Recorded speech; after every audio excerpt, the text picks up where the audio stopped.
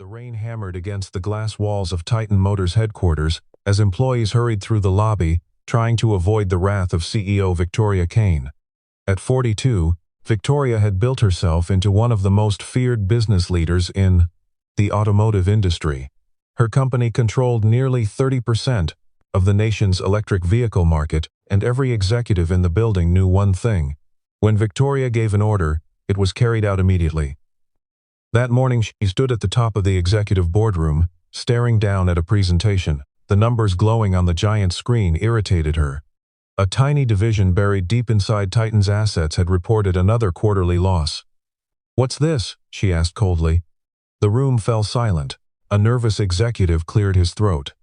"The old Hawthorne garage, ma'am." Victoria frowned. "Still operating?" "Yes." The answer made her jaw tighten. The garage sat on the edge of the city, a forgotten repair facility. Titan had acquired years ago during a merger. It generated almost no revenue and employed fewer than 10 workers. To Victoria, it was dead weight. Shut it down. The words landed like a hammer. The executive hesitated. "There are employees. I didn't ask for excuses." She signed the closure authorization without looking up. Within seconds, emails began flying through the company. The Hawthorne garage would cease operations in 30 days. Nobody in that room knew that one of the men working inside that tiny garage was about to change everything. His name was Ethan Cole, and hidden beneath layers of dust, old machinery, and years of secrecy was an engine prototype capable of making every vehicle Titan Motors sold completely obsolete. Miles away, Ethan tightened a wrench beneath the hood of a rusted pickup truck.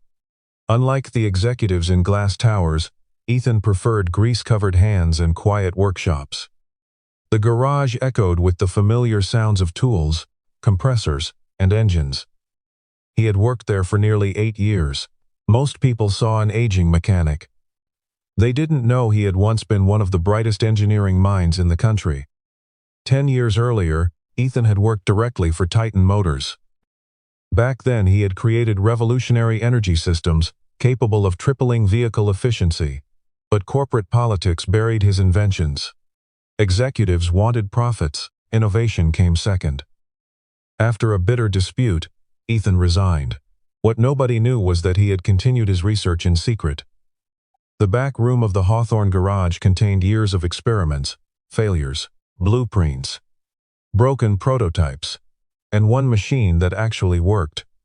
As he wiped oil from his hands, the garage manager approached carrying a document. "Ethan." He looked up. The manager's face was pale. "We got a closure notice." The room became silent. "What?" "Titan's shutting us down." Several workers exchanged worried glances. For many of them, this garage was their livelihood. Ethan stared at the paper. His expression didn't change.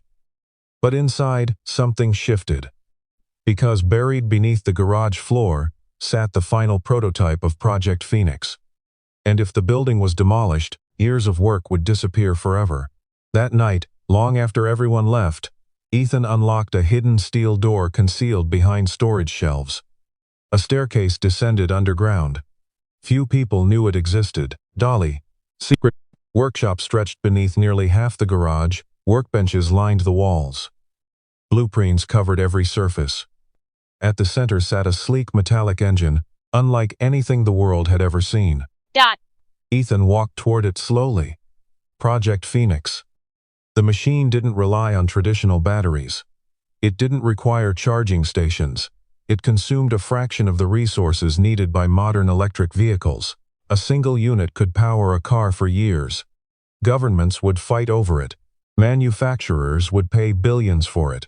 And Titan Motors, the company that had ignored him, would face extinction. Ethan rested his hand on the metal casing. For years he had avoided releasing it. The technology was too powerful, too disruptive. But now Titan planned to destroy the one place protecting it. His phone buzzed. A message appeared. The garage would be officially inspected within 48 hours. After that, liquidation procedures would begin. Ethan looked at Phoenix. A decision formed in his mind. If Titan wanted to erase his work, they were about to learn exactly what they had almost destroyed. The following morning, Victoria Kane arrived at headquarters expecting another routine day of domination.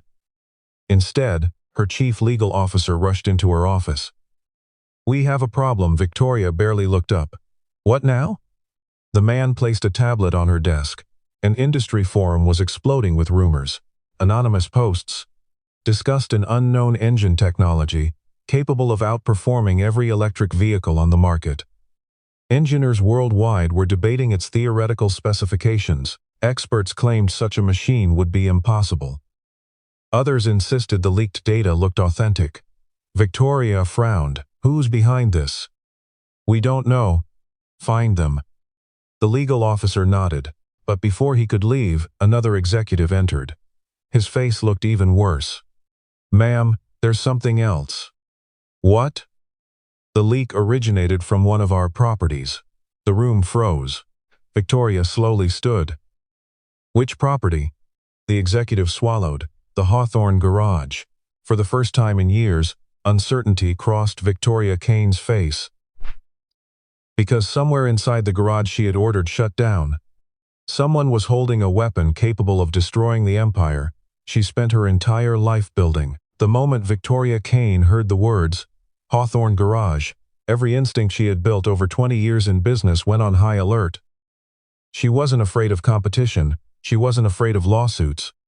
She wasn't even afraid of governments. But what she feared one thing above all else: disruption.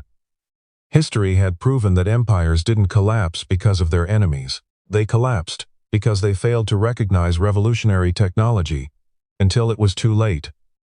3 hours later, Titan Motors dispatched a special investigation team to Hawthorne Garage. Their instructions were simple: find the source of the leak, secure any intellectual property, eliminate any threat to Titan's market dominance. The team arrived expecting a rundown repair shop.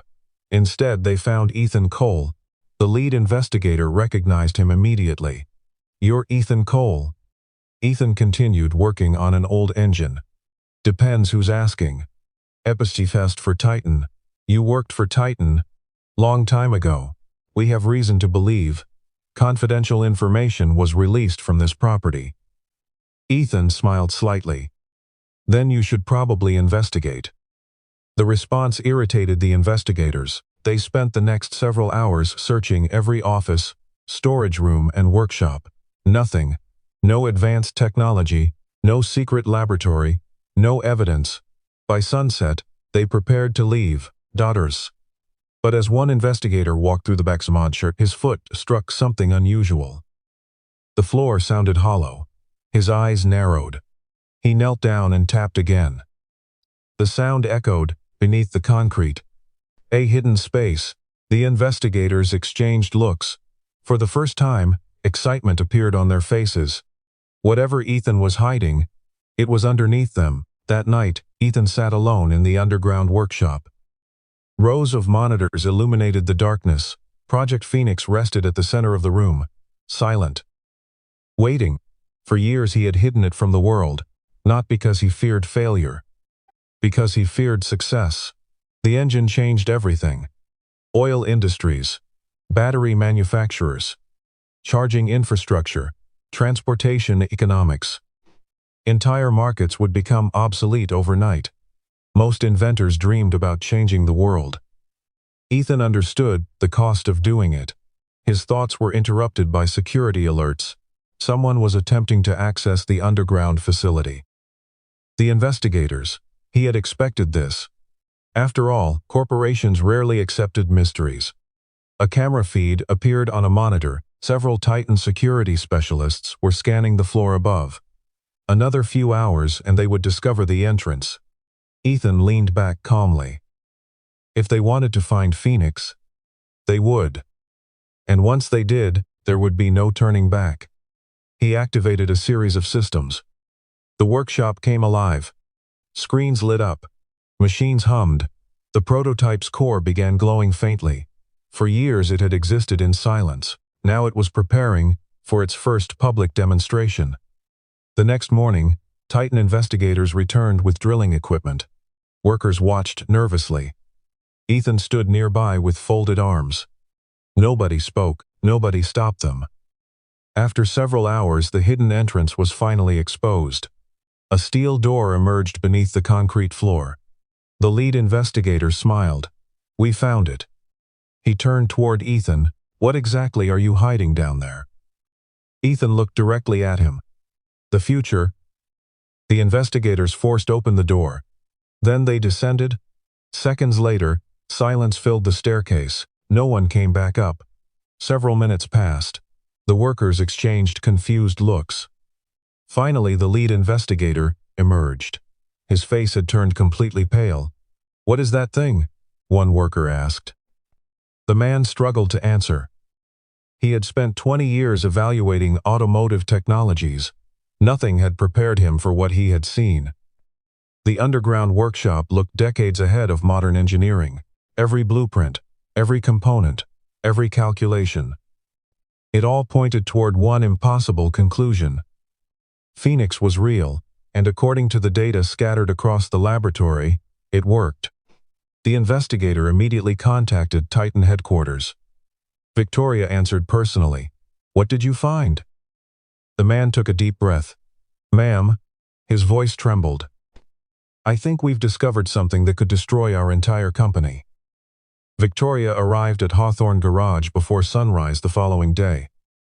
For the first time in years, she wasn't accompanied by reporters or executives. Only lawyers, engineers, and security personnel. She descended into the underground facility herself. The moment she entered, she understood why her investigators had sounded terrified. The workshop was extraordinary. Years ahead of anything Titan possessed. Equations covered digital displays. Prototype components filled shelves. Advanced energy systems occupied entire walls. And at the center stood Ethan Cole, waiting. Victoria slowly approached. "You built all this?" Ethan nodded. "Over 10 years. You leaked the information." "Not exactly." Ethan smiled curiosity. Victoria hated cryptic answers. Her attention shifted toward Phoenix. The engine appeared surprisingly compact. No massive battery packs, no complex cooling systems. Nothing about it seemed logical. "What does it do?" she asked.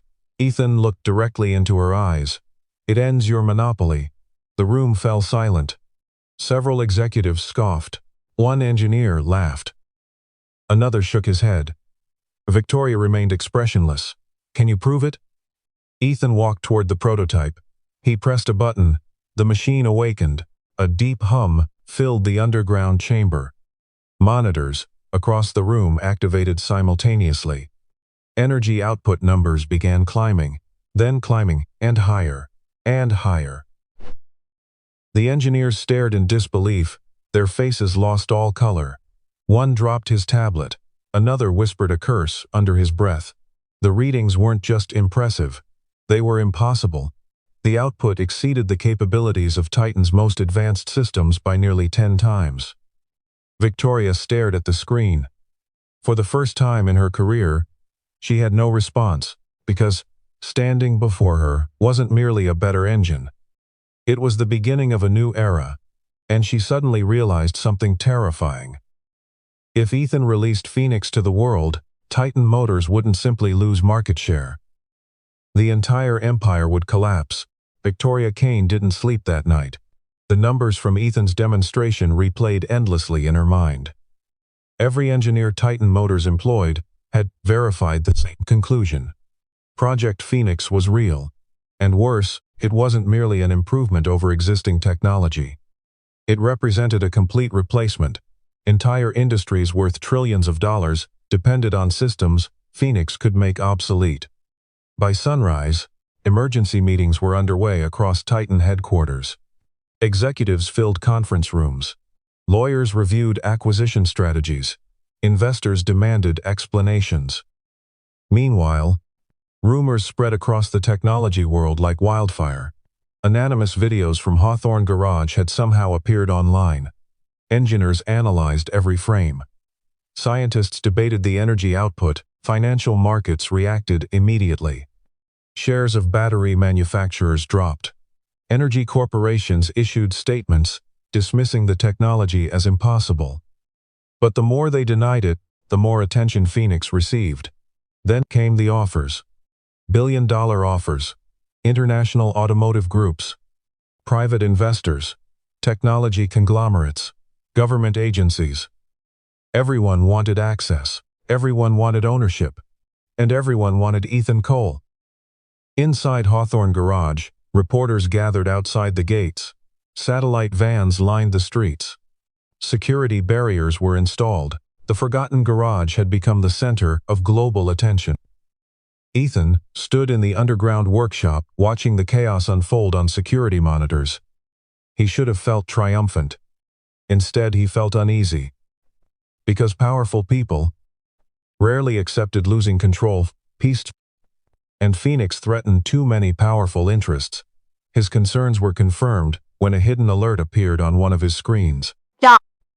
Someone had attempted to breach the workshop's encrypted servers. The attack hadn't come from outside. It originated from inside Titan Motors. Someone was already moving against him. Dordia called a private meeting attended by only 6 people. No assistants, no recordings, no official documentation. The room remained silent as she studied each executive. "We have 2 options," she said. The group listened carefully. "We partner with Ethan." Several executives immediately objected. "And the second option?" one asked. Victoria's eyes hardened. "We take control of Phoenix before someone else does." The room grew tense. Nobody needed clarification. Every person present understood exactly what she meant. Titan couldn't afford to let competitors gain access to the technology. A younger executive spoke cautiously. "What if Ethan refuses to sell?" Victoria leaned back. "Everyone has a price." "And if he doesn't?" For several seconds she remained silent. Then she answered, "Then we find another solution." Far from headquarters, Ethan received a message from an unknown sender. At first glance it looked empty, but hidden within the encrypted file was a single sentence. "They're coming for Phoenix." Ethan immediately began tracing the source. What he discovered shocked him. The warning came from inside Titan's executive division. Someone at the highest levels of the company was secretly helping him. But why? Before he could investigate further, another file arrived. This one contained internal communications, private meetings, confidential memos, security deployment schedules. As Ethan reviewed the information, his expression darkened. Titan wasn't planning negotiations. They were planning an operation. And the target was his workshop. 2 nights later, the attack began. Just after midnight, power across several city blocks suddenly failed. Streetlights went dark. Donnie's security cameras shut down. Communication networks experienced unexplained disruptions. To most residents, it looked like a technical malfunction. To Ethan, it looked exactly like what it was: a coordinated assault. Backup systems activated instantly inside the workshop. Phoenix remained secure, but sensors detected movement above ground. Dozens of individuals were approaching the garage, not reporters, not investors, professionals. Ethan watched through infrared cameras. Their equipment was military-grade, their movements disciplined. Someone had invested enormous resources into this mission. The garage employees had already been evacuated. Earlier that evening, after Ethan received warnings from his anonymous source, only Ethan remained. He stood beside Phoenix as alarms echoed through the underground facility. Steel barriers locked into place. Ungi's security systems activated. The first intruders entered moments later. What happened next wasn't a battle. It was a race to reach Phoenix first. As teams pushed deeper underground, they discovered obstacle after obstacle. Encrypted doors, automated lockdown systems, false laboratories designed to mislead intruders. Ethan had spent years preparing for exactly this scenario. By the time the attackers reached the central chamber, they found him waiting calmly beside the engine. The leader stepped forward. "We're taking Phoenix." Ethan smiled. "No." The man raised a weapon. Then every light in the room suddenly turned white. A surge of energy erupted through the facility. Monitors exploded. with activity.